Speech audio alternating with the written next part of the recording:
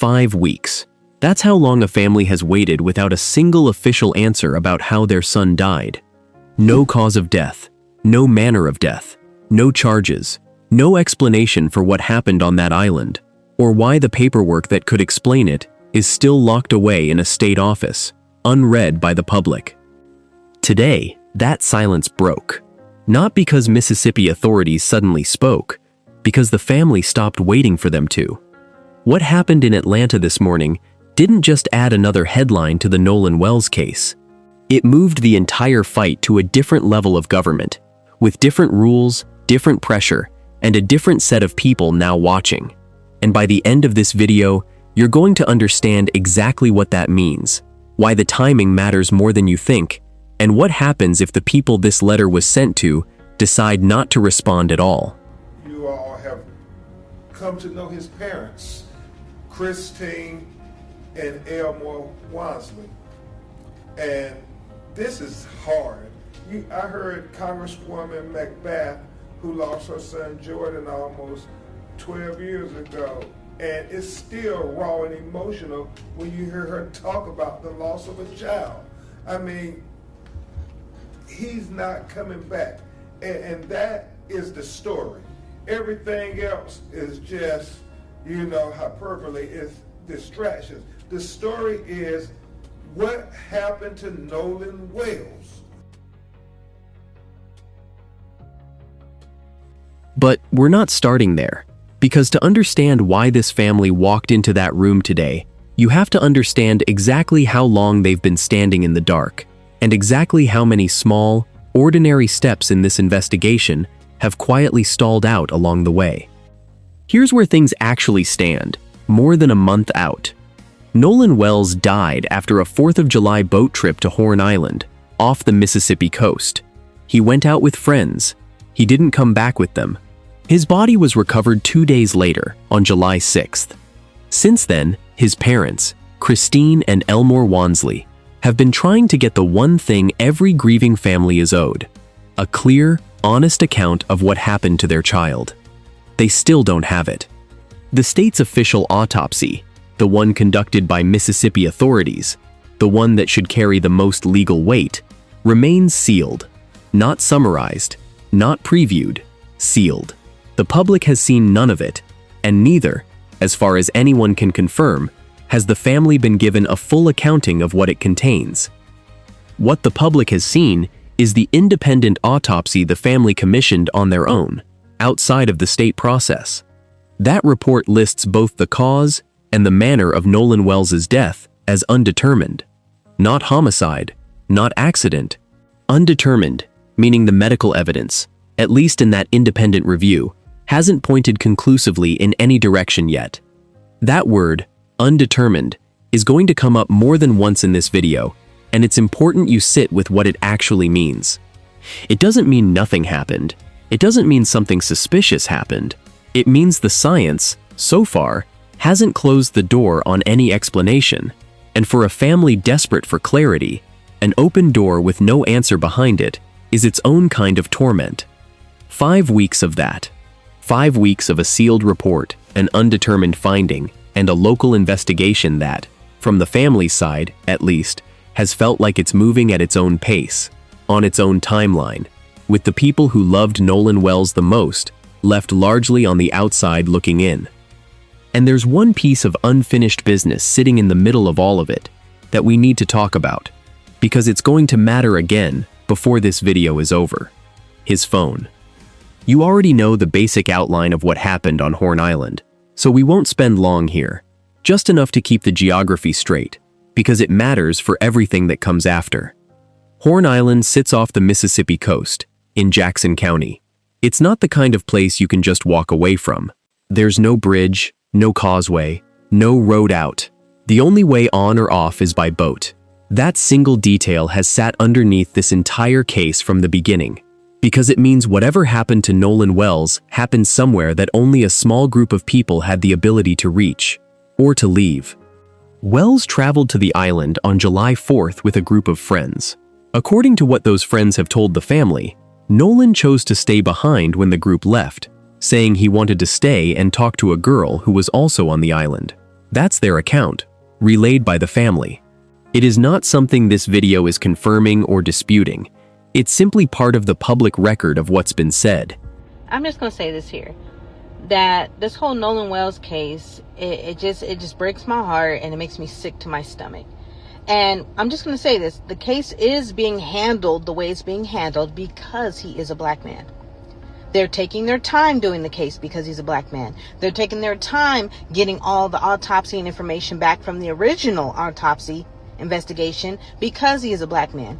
Because it's giving other people time to get their story straight. There's other people above these children, this boy, that are trying to get the story straight for their children. They're trying to cover it up. And what irks me the most is that people don't use common sense when it comes to cases like this.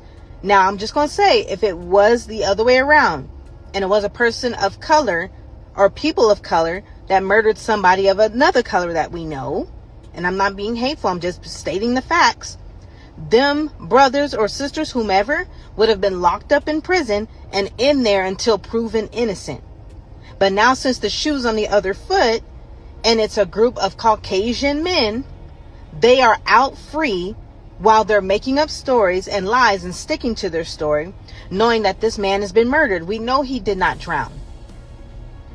And what's crazy about it is that the stories don't match up. There's so many lies going around. The autopsy, the boy's organs, his throat, everything is missing, which is not normal. They tried to make it normal, but it's not. The parts should have been sent with the body when his body was sent to DC. His organs should have been with his body. And another crazy thing about it is that if you have these people, your friends, and the boy that was on the Tatum show talking about I'm his best friend, you're not acting like a best friend. You're not even acting like you're grieving right now. You're just trying to cover yourself. If you're a best friend and you're saying he's like a brother to you, why didn't you protect your brother? Why didn't you make sure your brother made it home safe? When the parents showed up to the boy's house to get his keys and his phone back, why did they have to go to an extent to get these things from the people that were surrounding his son, that grew up with him, that called themselves his friend? Wasn't none of them writing on Instagram, hey, we haven't seen our friend. Has anybody heard from him? Posting stuff like we miss him. We ain't called him. And you know why they ain't called him? Because they had his phone. And what person would be on a secluded island that ain't never been there before, would say, I'm just going to stay back and y'all just go ahead and take my keys and my phone so I can't get in contact just in case something happens? Why do y'all even have his phone and keys to begin with? And how are y'all as his friends not caring that if he made it home safe? Did he make it back safe? Hey, bro, did they text him? Say, hey, bro, did you make it back? But they couldn't because what? They had his phone. What isn't in dispute is what happened next. Nolan Wells did not return with the group. He was reported missing that night. His body was recovered from the water near the island 2 days later, on July 6th. Everything since then, the sealed autopsy, the independent findings, the unanswered questions about the phone, traces back to that gap, the hours between when the group left the island and when Nolan Wells was found. It's a gap no official report has yet filled in for the public. And it's the reason 5 weeks of silence has felt, to this family, less like patience and more like being left behind. Now, back to where things stand. When Nolan Wells didn't return from that island, his phone did. It ended up back with his friends, and eventually made its way to his family. And almost immediately, questions started swirling around that device. Questions about what's on it, what might be missing from it, and who's had access to it since July 4th. Those questions haven't gone away. If anything, they've calcified into one of the most contested details in the entire case. Here's what's actually been agreed to, according to attorney Liza Park, part of Ben Crump's legal team representing the family. The district attorney's office, the family's own forensic team, and possibly the FBI have all agreed, at least in principle, to jointly examine the phone. Together, one time. Everyone in the room at once, so there's no argument later about who touched it, what was extracted, or whether anything was altered in the process. That sounds like progress. It sounds like a plan. Here's the problem. There's no date, no location, no confirmed time. Weeks after the agreement in principle, the family's team says they are ready. They've said it publicly, more than once, and they are still waiting on the district attorney's office to actually schedule it. A phone that could hold texts, location data, deleted messages, timestamps, potentially some of the most objective, hardest to dispute evidence in the entire case, has been sitting in limbo. Not because anyone refuses to examine it, everyone says they want to. But wanting to and scheduling it are turning out to be two very different things. Keep that thread in your mind, because we're coming back to it, and by the time we do, you're going to understand exactly why the family's patience with "we'll get to it eventually" finally ran out.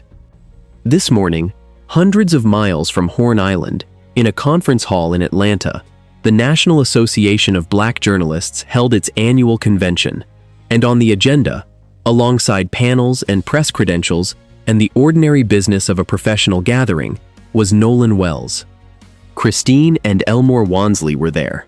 So was Ben Crump, the civil rights attorney who has represented the family from the earliest days of this case.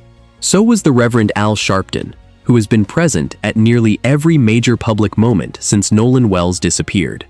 And so was Congresswoman Lucy McBath of Georgia, a sitting member of the U.S. House of Representatives and a member of the Congressional Black Caucus. McBath's presence alone tells you something about where this story was heading.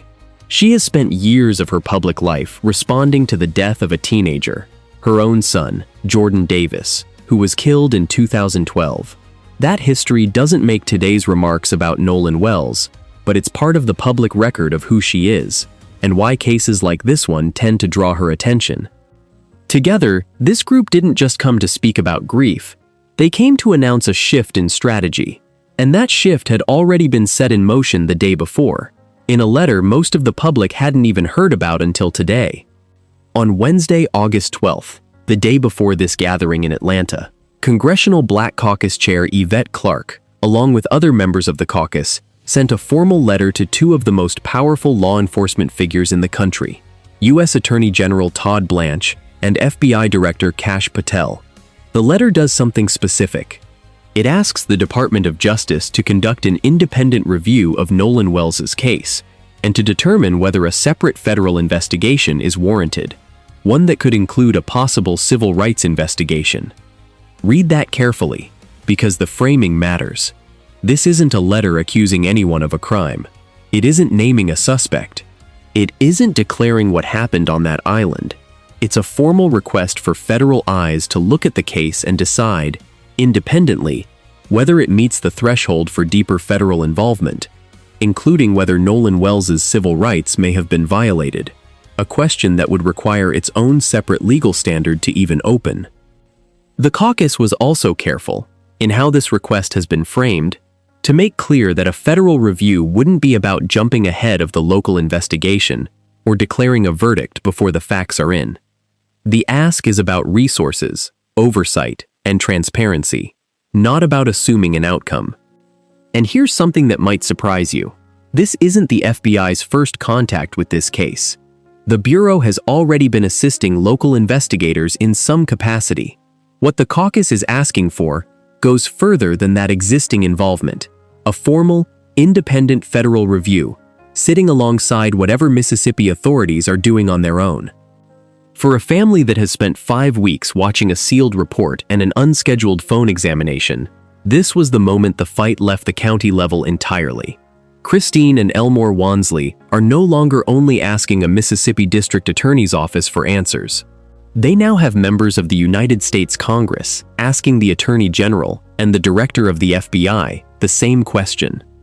That's a different kind of pressure, and it comes with a deadline attached, one we'll get to in a moment. Before we go further, it's worth pausing on a phrase that gets thrown around a lot in cases like this, without much explanation. A federal civil rights investigation. What is that actually? At the federal level, a civil rights investigation is a distinct legal track from a standard homicide or death investigation. It doesn't ask only what happened. It asks a narrower, harder question. Did the way this case was handled, by anyone involved, including law enforcement, violate someone's federally protected civil rights? That's a different legal bar than a state murder charge, and it's evaluated by federal prosecutors and federal investigators, not local ones. This is exactly why the caucus's letter was worded so carefully. It didn't ask the DOJ to determine what happened to Nolan Wells. It asked the DOJ to determine whether a separate federal investigation, potentially including that civil rights track, is warranted at all. That's a request for a threshold review, not a verdict. The Department of Justice could look at everything currently available, decide the case doesn't meet that federal threshold, and close the door without ever opening a formal probe. Or it could decide the opposite and open a review that runs independently of and alongside whatever Jackson County is doing. Neither outcome tells us what happened on Horn Island.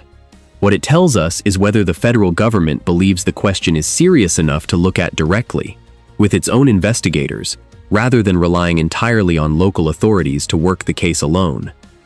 That's the door the caucus is asking Attorney General Todd Blanche and FBI Director Kash Patel to open, and it's a door with a clock attached to it. But first, let's go back to that phone, because today, for the first time in weeks, there was actually new information about it.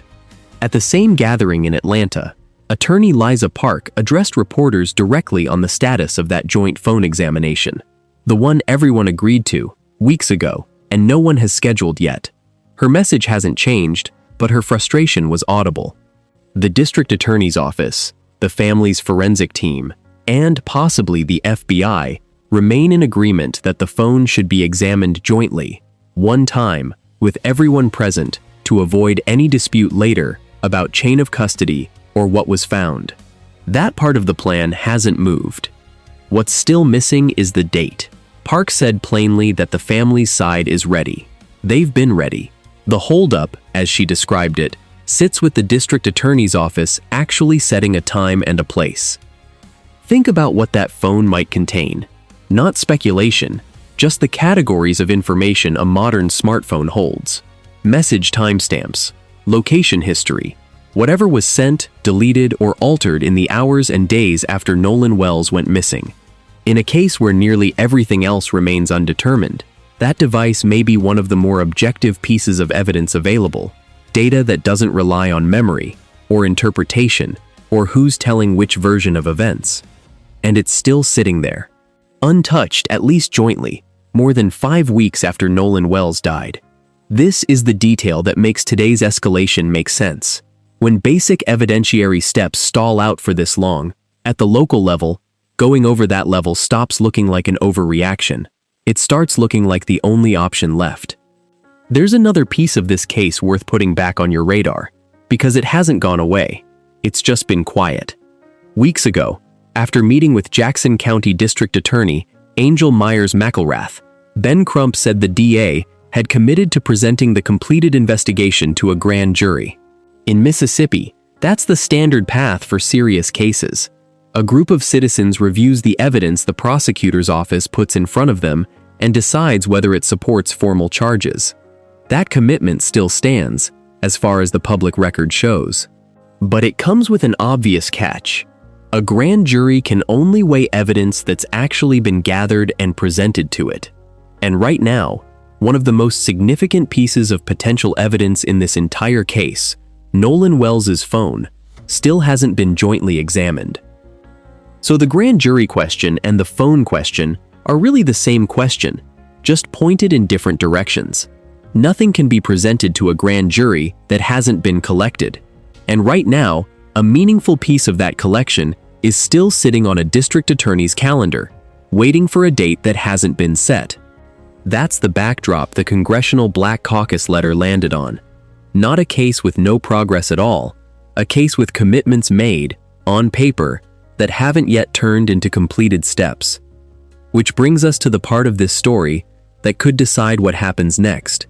Not next year, but within the week. The Congressional Black Caucus didn't just ask the Department of Justice to look into this case. They put a number on it. The letter requests a response from the DOJ within 7 days. 7 days for the Attorney General and the FBI Director to indicate whether they intend to open an independent federal review or not. That's an extraordinarily tight window in the world of federal law enforcement, where reviews, referrals, and investigations can often take months to even formally begin. A 7-day ask isn't really a deadline in the legal sense. The Department of Justice isn't bound to answer on that timeline, but it is a public marker. It's the caucus, and by extension the family, saying, "We are watching, and we expect to know, soon, whether this request is being taken seriously." So what happens if 7 days pass and nothing comes back? Practically, nothing forces the DOJ's hand. There's no mechanism that compels a response inside that window. But politically and publicly, a missed deadline becomes its own story, a visible marker of the federal government choosing silence in a case that has already made national headlines, with a sitting member of Congress and one of the country's most recognized civil rights attorneys standing behind the request. If the Department of Justice responds and opens a review, that changes the entire shape of this case. A second set of federal investigators, a second set of eyes, running alongside whatever Jackson County, Mississippi is already doing. If they respond and decline, that's news too. A formal answer the family and the public will finally have in hand, even if it's not the one they were hoping for. And if 7 days pass with nothing at all, that silence will be loud. It'll sit right alongside the sealed autopsy and the unscheduled phone examination, on a growing list of things this family has asked for and not yet received. We don't know which of those three outcomes is coming. Nobody does yet, not even the people who wrote the letter. What we do know is that the clock the caucus set today is now the thing to watch. Not next month, not eventually. Days. There's one more detail from today that deserves its own space, separate from the politics and the process, because it's the part of this story that has nothing to do with letters or federal agencies at all.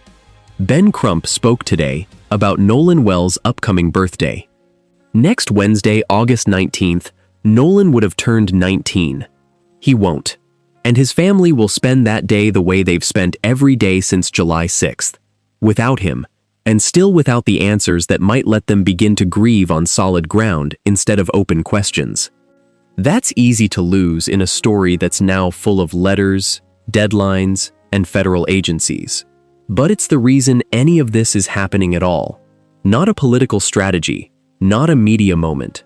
A mother and father who buried their 18-year-old son more than 5 weeks ago and still don't know, officially, how he died. Everything else in this story, the sealed autopsy, the phone that's still waiting to be examined, the grand jury commitment still waiting on evidence, the letter to Washington, the 7-day clock now ticking, all of it exists because two parents want the truth about what happened to their child, and they have not been given it yet. Think about the last 5 weeks from where they're sitting. Every development in this case has come from the family's side pushing forward. An independent autopsy they paid for themselves, attorneys chasing a phone examination date that still hasn't materialized, and now a letter to two of the most powerful law enforcement officials in the country, because the pace at the local level hasn't matched the urgency of their loss. That's not a family looking for a spotlight. That's a family running out of other options. Nothing in this video claims to know what that truth is. The state's findings remain sealed. The independent findings remain undetermined. No one, not the family, not their attorneys, not this video, has said what caused Nolan Wells' death, because as of today, that answer still doesn't exist in public. What does exist is a family that refuses to stop asking, a growing list of powerful people now asking alongside them, and a federal government that has 7 days to decide how it responds. Whatever that response ends up being, it will be the clearest signal yet of how far this case is about to go. We'll be watching that clock, and if you want to know the moment it moves, whether the Department of Justice answers, whether that phone finally gets examined, whether Mississippi's sealed autopsy ever becomes public, make sure you're subscribed to this channel, because we will be covering every update in this case as it happens. This video is based on publicly available statements, press conference coverage, and reporting from multiple independent news outlets. Details in this case remain limited and are still developing. No individual discussed in this video has been charged in connection with the death of Nolan Wells. and nothing in this video should be understood as an accusation against any person named or referenced. Cause and manner of death remain officially undetermined at the time of this recording. Thank you for watching. We'll be back with the next update the moment there is one. So Nolan is and was an incredible, just incredible soul. He was the person who, no matter where you were in life, what was going on, he was going to be your biggest cheerleader. And I can attest to that because after COVID, my sister was like, oh, you should do social media. And I'm like, oh, I don't want to do social media. I like to just watch others. And then Nolan was like, no, Mom, you should do it. I'll help you with the videos. I got you. And, just anytime I was like, oh, I just really don't want to do this anymore, Nolan was like, no, Mama, you haven't posted today. And I'm like, I don't want to post. I'm tired. Yeah. But, that's the kind of person he was. He was God-fearing, God-loving. That boy had faith beyond measure. He was just a bright light. And he was our bright light. As far as that day goes, went to work, and he was making salmon. So he was FaceTiming me as I'm trying to see patients kind of in between, of course, not answering the phone in the room. And he's like, hey, Mama, how does this look?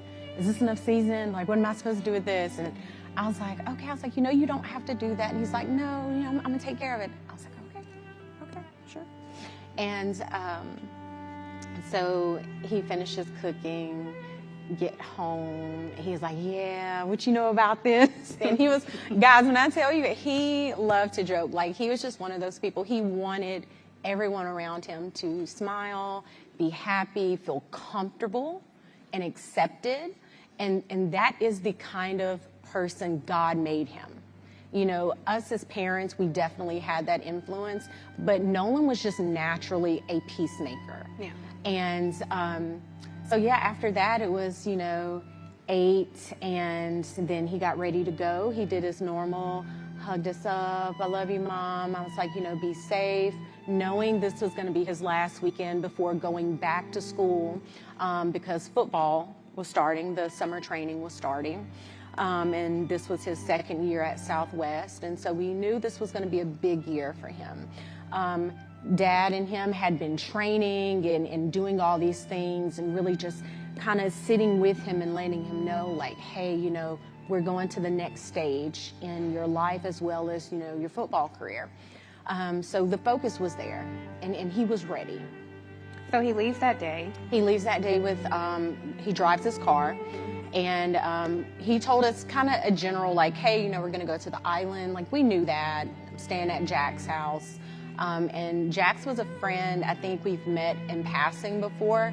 And that's the thing, I always say there's a difference in meeting someone, knowing of someone, and then knowing someone. Knowing implies that we've sat down, we've had discussions about your hopes, your dreams, knowing you, okay, hey, he stayed the night at my house, which Wyatt, one of his friends, he had stayed at our house a couple of times. And then Jack's, again, that was one I just maybe saw in passing a few times. There was only a handful of young men that we actually knew, like, he grew up with. And when I say grew up, I'm saying from like first grade, they've known each other all through high school now that they're graduated. And that would be like Jalen and Javon, LeBaron. Those are kids that we knew.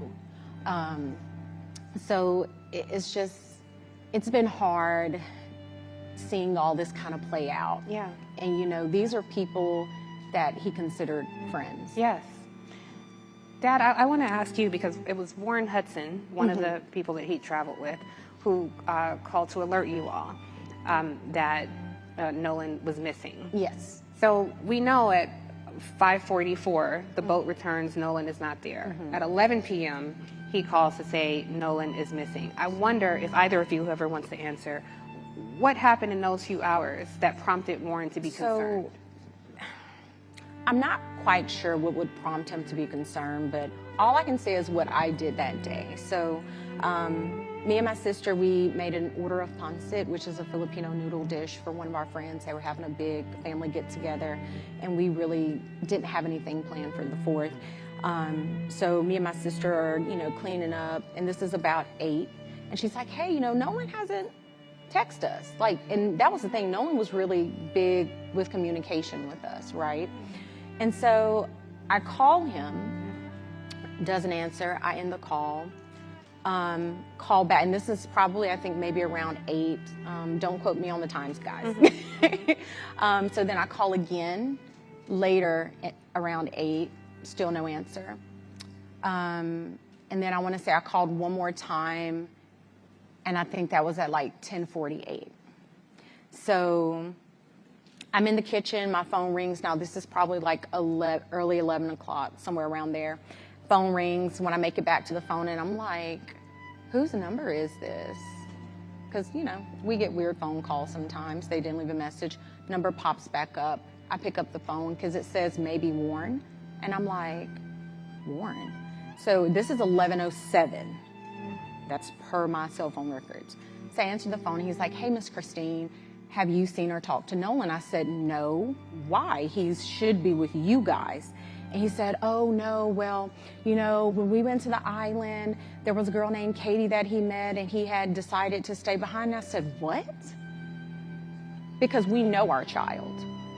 And Nolan isn't one to be like, oh, well, I'm just going to throw caution to the wind, and I'm going to stay here with this girl that I just met. So I'm on the phone with him. Now I'm in a panic. I'm running to my room. Elmore was in bed watching a different movie, and I'm like, frantic. He's like, what's going on? I'm like, Nolan is missing. I'm trying to pull up the GPS as I'm talking to him. And at some point, he tells me that, I was like, well, his phone says GPS Life 360, not Snapchat. Right. Life 360 says that he's on land. And he was like, well, no, well, we have his phone. And I'm like, wait, what? And I'm like, okay. Because at that point, you're telling me, this is coming from Warren, don't worry about it. We're going to find him. It's going to be okay. Don't tell me not to worry. This is my child, my flesh and blood that I brought into this world. And you're telling me not to worry. Absolutely not. So then it was after the phone call ended, of course, asking him for information. What was he wearing? He was like, last seen, Northwest tip, black shorts, sunglasses. That's important. So I end up calling DMR, spoke with the DMR. She took all Just for our audience, DMR. So DMR is because he went missing on the island. They are basically the marine people, right? They're the ones who's going to launch the boats to go into the water and all that. But before getting off the phone with Warren, he was like, hey, I know some people at Coast Guard. I said, okay. He's like, I'm going to call Coast Guard, you call DMR. Get on the phone with DMR. I give the young lady the information. And she tells me, hey, I got this. Let me call you back. Because she was like, I'm not sure if this is going to be in our jurisdiction, essentially. So then she calls back and she tells me, okay, yeah, we spoke with Coast Guard. And I'm like, okay. But they're like, this isn't our jurisdiction. You have to contact the city of Ocean Springs. I said, okay. Hang up the phone, call in Ocean Springs Police Department. They say, hey, you have to physically come down and give a report. I said, okay. So on our way, because we don't live that far from the police station, on our way there, I was like, well, let me stop by the hospital, because there's a hospital that's maybe 5 minutes up the road from our house. Stop by there. I'm like, hey, have you guys seen this kid? Has he been brought in? The lady's like, no, ma'am, we hadn't. I said, okay, thank you. Run out. We go to the police department.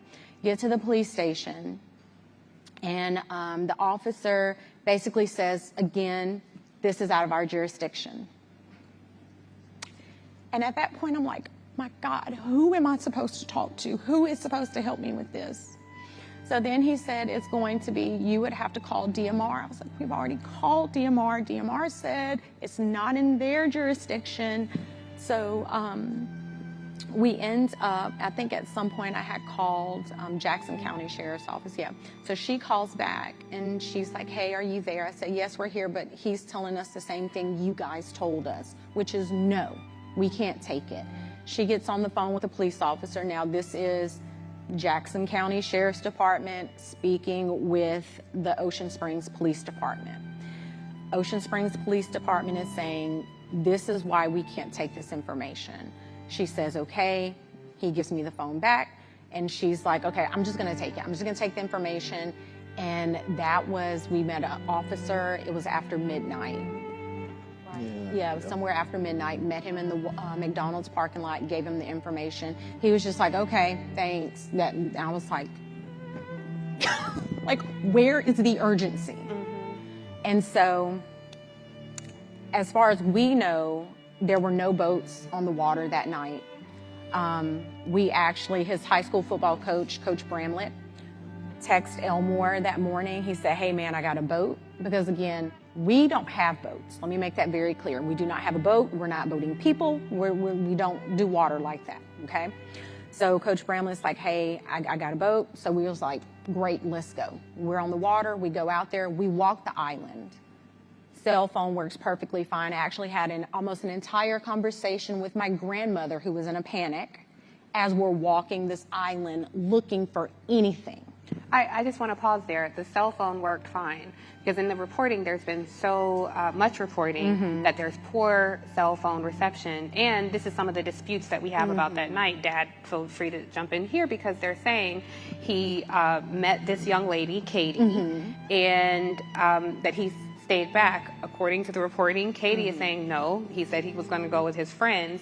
According to the reporting, the friends say, no, he left us his phone because there was no reception. Dad, have you found any consistencies? Have you spoken directly with any of his friends? Well, the first inconsistency was you called me and tell me my son stayed on the island to talk to a girl. My son would never do that. That's not in his character. I didn't raise none of my kids to do that. The second thing is, you say he doesn't have his phone. He doesn't leave his phone. I would wake up sometimes in the morning and Nolan would have his phone here right in my face. And I'm waking up cussing and fussing like, boy, you don't get the camera on my face. And he just laughing and giggling and stuff like that. So that's twice. To me, there's two lies that he told me as a father. Like I said, we went on the island. And actually, a classmate of mine called me that morning as we were going out to the island with Nolan's coach. He's like 40 miles away. He calls me, hey man, I got the boat. Me and my boys, we're gonna go out there and help you look. I didn't call him, he called me. And we're gonna start on this end. Well, I said, well, we're probably gonna start on the other end. So me, my wife, Coach Bramlett, and a high school classmate of mine were the only, we were the first ones out there looking. Like I said, we docked the boat, got out the boat, walked on the island. She had a whole conversation with her grandmother on the island. Got back on the boat, went back around the island. I guess that would be the north side, facing the Gulf of Mexico. I get another phone call. So my phone worked fine. So this whole thing about not having phone service, I don't know. I don't know if it's the carrier or what, but ours worked fine. I think those around maybe 8 o'clock. Yeah, because we finished up around. Who was it? Jackson County or the? Yeah, Jackson County Sheriff. Finally showed up. Yeah. A couple of boats, they finally showed up. By that time, I was like, he's not out here.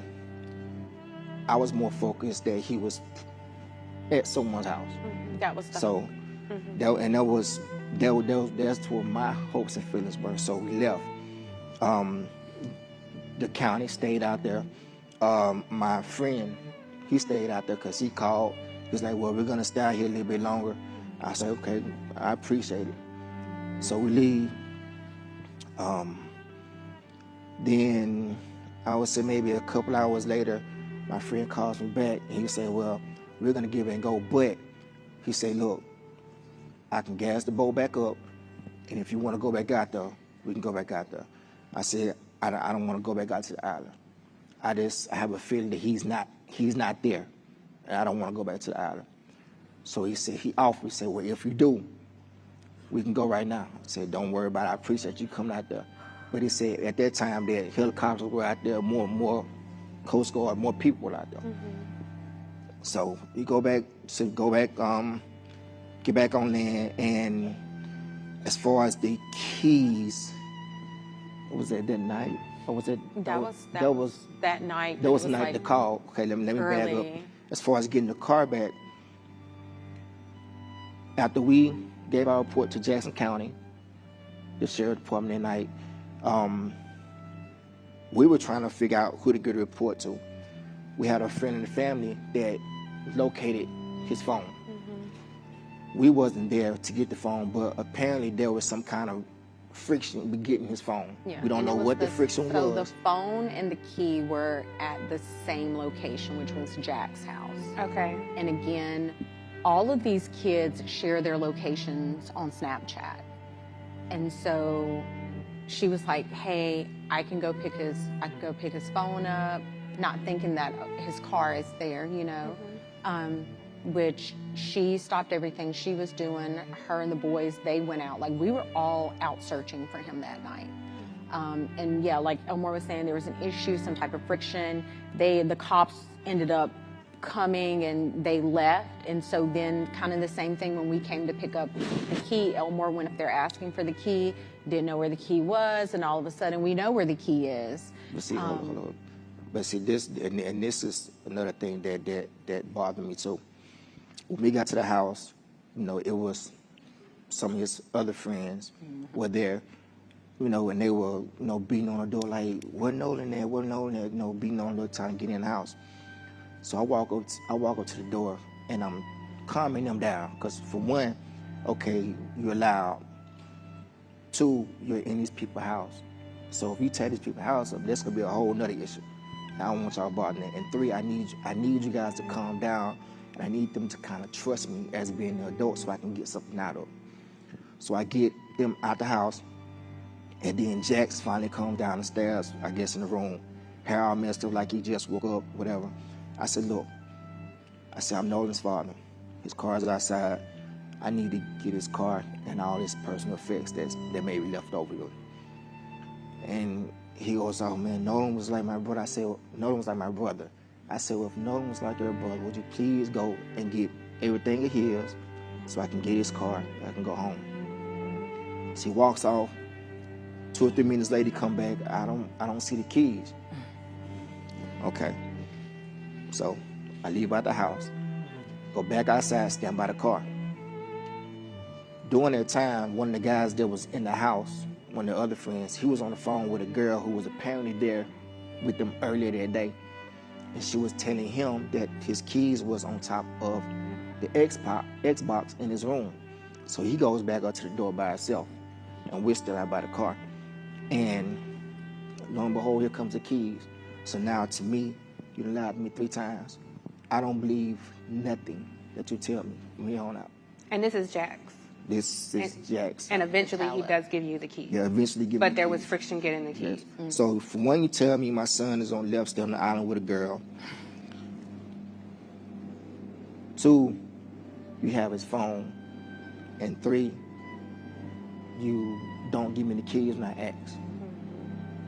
I don't know any father who would believe, just if one of my friends did that. I'm gonna be cordial with you, but I'm gonna watch you. And I just... Ben, I want to ask you, because I'm hearing these 2 parents who essentially had to become search and rescue or law enforcement, looking for their own child with such a lack of urgency on behalf of law enforcement. Obviously, we're talking to Black journalists. We can't ignore the ugly racial history of Mississippi. I looked into the demographics of the Jackson County Sheriff Department. It's quite asymmetrical, but also just the general attitude and the lack of value when it comes to Black life. Does this sound like a normal process for when an 18-year-old goes missing to you? What holes have you seen in your looking into this case? Tiffany, that was the question that Christine and Elmore had when they first called us. They wanted the truth of what happened to their 18-year-old son, Nolan Wells. And they had concerns whether they were going to get a fair and impartial investigation. And from that day to this one, it has been the same objective, to have truth, transparency, and find out what happened to Nolan. They said, we want a thorough investigation, because when they found Nolan, they expressed to me that the sheriff had already said no foul play. And they was like, no, my son, he knows how to swim. Our son is a college athlete. Our son is in great shape. We don't believe that he just drowned and nobody knows nothing. Nobody saw nothing. I mean, there are about 300, 400 people on the island. And so that's what they were saying. We want to know what happened. We want truth. We want transparency. We don't want his death to be swept under the rug. Well, just so to make sure the audience and the people watching at home know, so they did declare very quickly, as you're noting, that he drowned when his body was recovered on July 6th. Mom and Dad and you all know that he is a student athlete, able to swim. On July 4th on Horn Island, it was very crowded. Certainly the suggestion is someone would have seen a child in distress. There is going to be the convening of a grand jury. Now, the DA of this area, Angel Myers McElrath, is a very out loud, proud Republican. If there is a U.S. attorney appointed to this case, it will likely be a Trump appointee. I'm just curious, Ben, from you and Rev, I think we have to be very candid here. What concerns do you have about the racial animus that we are seeing so much of play in this case? Well, you or Rev, whoever. All I'll say, and then defer to Rev, you want to believe that this is a child, that everybody is going to do their level best to find out what happened, so these broken-hearted parents will know what happened to their child. In time, we've seen Christine and the family be attacked just for asking questions. What happened to my child?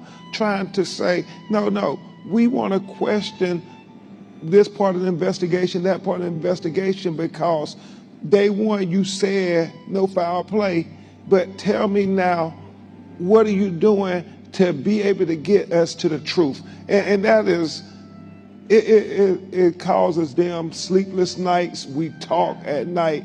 And so trust but verify. We are trying to cooperate everything we can do to say, hey, we want to help, but we want you to give them a thorough investigation.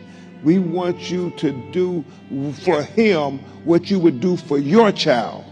Rev, I'm going to come to you in a sec, but you brought up something, Ben, about attacks.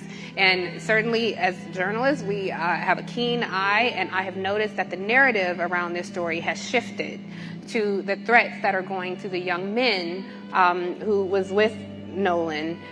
They've hired attorneys who previously represented Donald Trump in cases. They've gone on very MAGA-friendly podcasts. And I just want to make sure that we keep the main thing, the narrative to the victim. To the actual child who died. And I'm curious, Christine, if you can weigh in on what threats have you and your family experienced? So there have been a big smear campaign, just not only professionally, but personally for me. And they attacked your nursing license. Yes, so it started out with 1-star reviews of people saying they saw me. My office verified that these were incorrect. And then it went so much as to someone contacted the Board of Nursing, and then that opened the investigation for the professional misconduct. There was no evidence presented for that claim. And the investigator I spoke with, he said, you know, we have to do our due diligence. I said, I understand it. I respect it. He was like, I'm sorry it's coming at this time. I was like, no, I get it. Do what you have to do, because I know who I am. I know what kind of care I give to my patients. I know the relationship that we have. And I'm grateful that my patients, a lot of them, are still trusting and loving in the care that they know they're going to get with me. And so these attacks are not going to, it's not going to break me. I have to find out.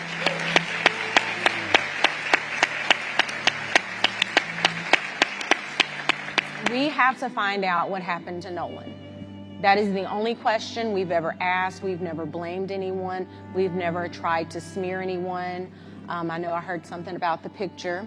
That picture was sent to me because This is a picture of him on the boat. On the boat with the people. Yes. And what it was is they were like, the person was like, Miss Christine, the information is incorrect. This is what he was wearing.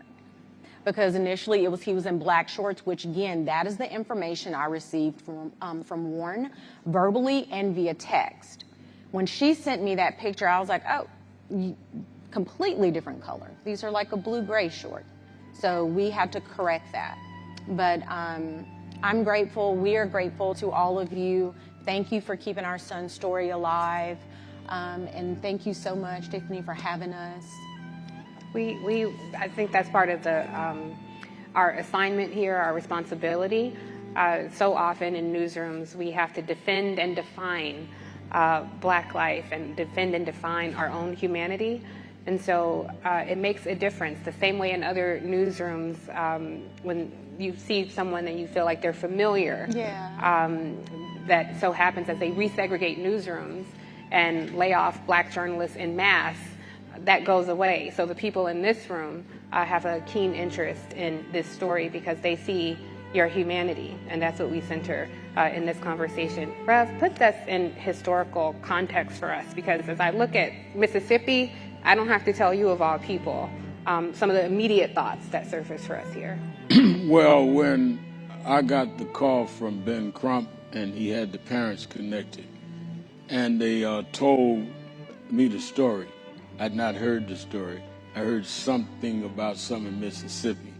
But when I heard the details, the thing that jarred me from a civil rights point of view, and I've been working, Ben has come National Action Network for 20-some years with a case, and then from there on and on and on. And if it's not a civil rights position, we don't get involved. When they told me that law enforcement said there is no foul play, that's a prejudgment. And I said, wait a minute. They said, the parents repeated to me on the phone, I said, they said it was, this 2 days after it happened. And how do you investigate and there's no foul play and you don't even know what happened yet? So that's what perked my interest. So I said that, well, we'll be involved and we'll help to the best of our ability. Talked another day or two. I said, y'all come to New York, we'll have a national press conference. That's how we broke the story. The first national press conference they did at our headquarters, National Action Network. And then all of a sudden, it was all of this attack for getting involved. And so, and they asked me to do the eulogy. I said, we'll take care of the funeral. Tyler Perry called me and said, no, I'll take care of it. So the thing that bothered me, one, it was prejudgment. Second, the parents of the guys that were with him start talking about they was going to sue us for getting involved. And sue, I don't even know the kid's name. So you can't say I defamed your son. I don't know your son's name. But I will say this on this stage, I want them to sue me first. And I'll tell you why. No, I'll tell you why. And National Action Network, you serve the papers. Because I want to depose your son. If you sue, the plaintiffs are deposed. So rather than us depend on a Mississippi DA who's already had people saying it was no foul, let's go to civil court, any kind of court you want to go to, because you can't make this make sense. And direct to your point, Tiffany, as I said in the eulogy that I did, I don't know what happened. The parents never said they knew what happened. They never said it was racial. I don't know it was racist. but they don't know it wasn't racist. You don't know what happened. So why are you prejudging it unless something is there you don't want out?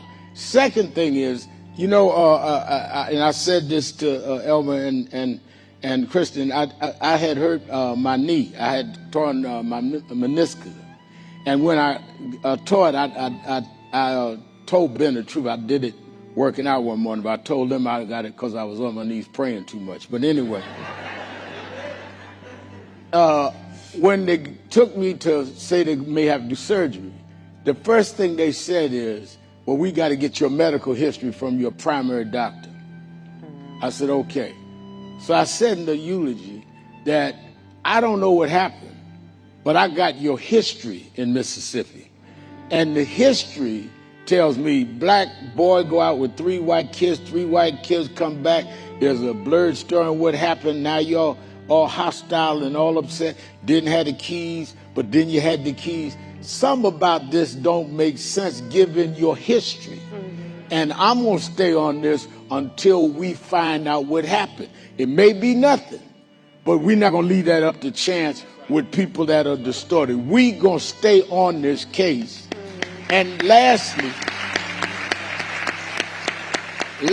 since they want to talk about lawsuits, one of the things tying your morning together, Tiffany, they may come back, as you suggested, playing right-wing politics with this, with the local prosecutor, maybe even with the federal people.